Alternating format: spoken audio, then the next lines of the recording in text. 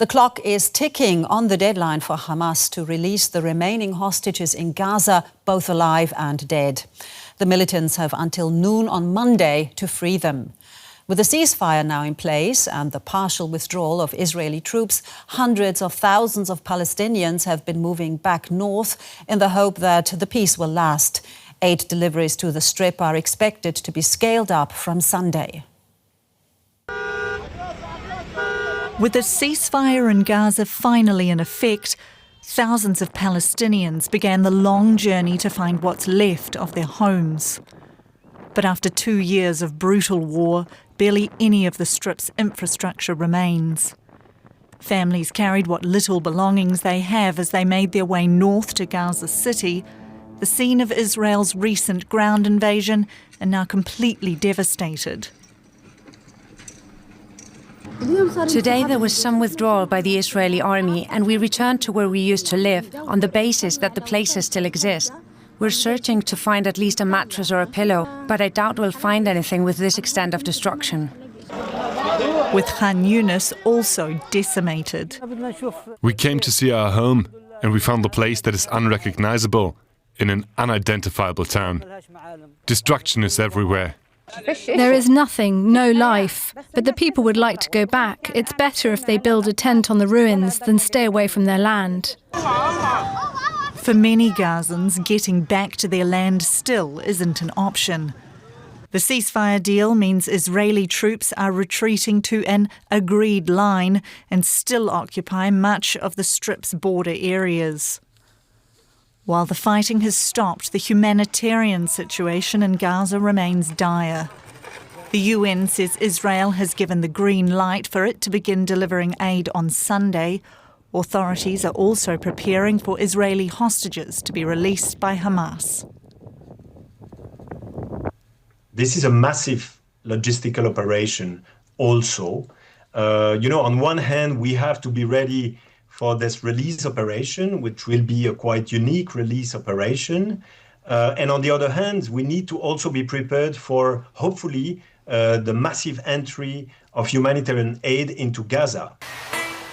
48 hostages are set to be returned, around 20 of them alive, in exchange for 250 Palestinian prisoners and 1,700 Gazans detained over the past 2 years. The ceasefire is part of a 20-point peace plan put forward by US President Donald Trump. Speaking at the White House on Friday night, Trump said he expected it to hold, claiming Israel and Hamas are tired of fighting. He also outlined his plans to head to Israel and Egypt from Sunday. It's a great deal for Israel, but it's a great deal for everybody, for Arabs, for Muslims, for everybody, for the world. And as you know, on Monday the hostages come back. They're getting them now. They're getting them now. They're in some pretty rough places under earth. They're in some pretty rough places where only a few people know where they are, in some cases. So they're getting them, and they're also getting the bodies, approximately 28 bodies. Let's cross over to Jerusalem now, to our correspondent Tania Krämer. Tania, the US president, we just heard him. He says he's heading to Egypt and Israel from Sunday. What can we expect? Well, we understand that the president will be in Israel on Monday for a very short visit that's been described by his aides as an in-and-out visit, just lasting a couple of hours, where he might address the Israeli parliament, the Knesset. And after that, he will be heading to Egypt for a signing ceremony with the mediators of this agreement. And I think it just shows how much he is still involved, at least for now, in this whole process, also putting some pressure on Prime Minister Benjamin Netanyahu, who we've heard saying in recent days again that Israel might resume the war if Hamas is not disarmed or will not be completely removed from power. And this also shows how fragile this whole process is. There are all these questions in this 20-point plan that was agreed upon by all the parties, but that still need to be hammered out, such as the future governance of Gaza or the disarmament of Hamas. So, and we all know that Israel broke the ceasefire during the last agreement in March. And so while Hamas has asked for guarantees from the mediators and also from the US that the war will not be resumed, we are not sure how all this a second and the coming phases of this agreement will unfold. Now, one of the important phases, that's the 72-hour countdown, which is underway now for Hamas to release all the hostages they're still holding. How is that release, how is that going to unfold?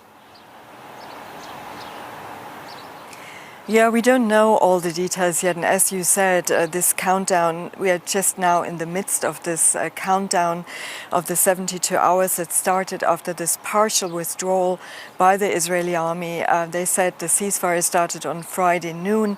So Hamas is now obliged to basically release all the hostages alive and dead by Monday noontime. Now, we're expecting some problems there. There is a challenge.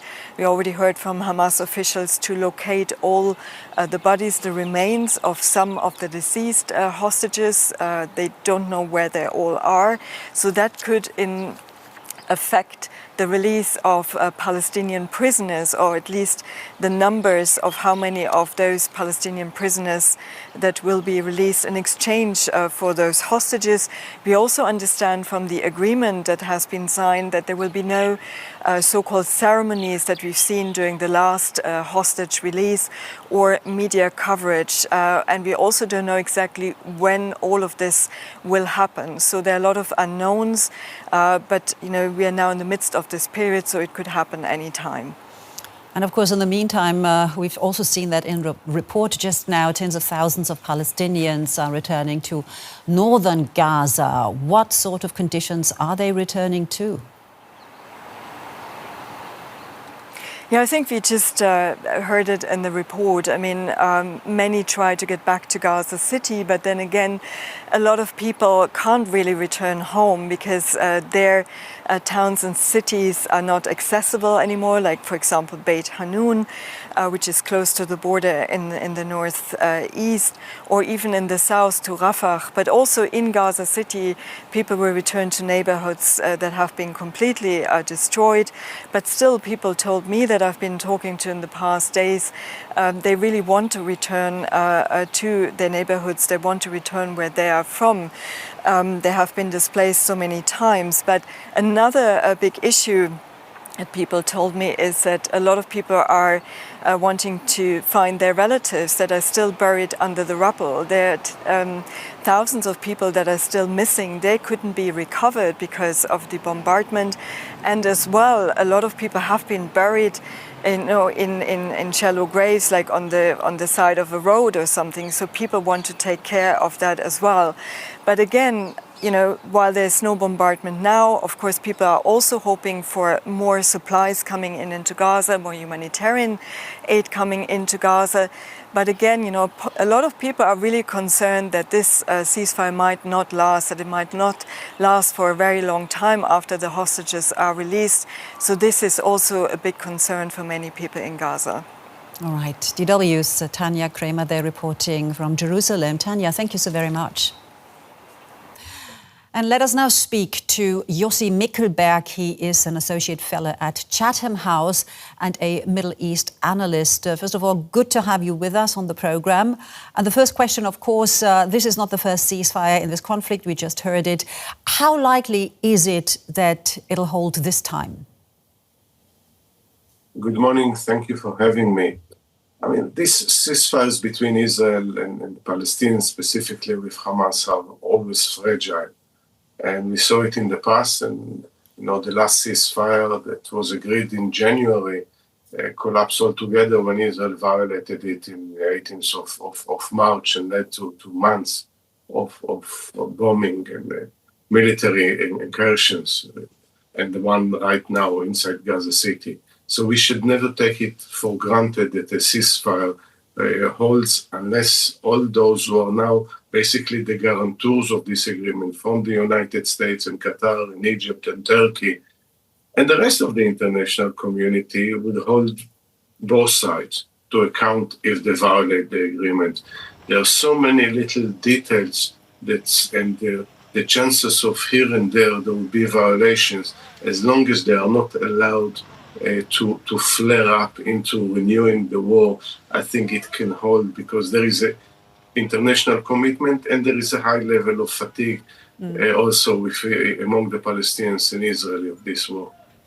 Now, you mentioned all the little details. One detail, of course, is that Hamas is supposed to hand over all the hostages, alive and dead, to Israel on Monday. Let's say that happens.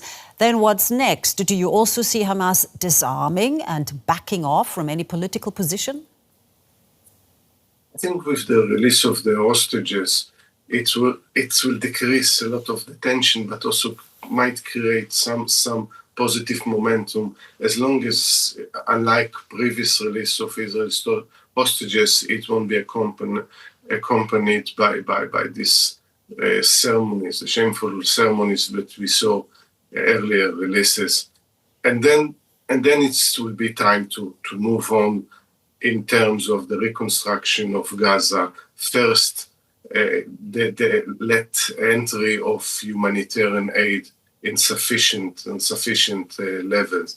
And of course, we saw the pictures. The destruction of Gaza is immense, talking about some 85% of houses being damaged or destroyed.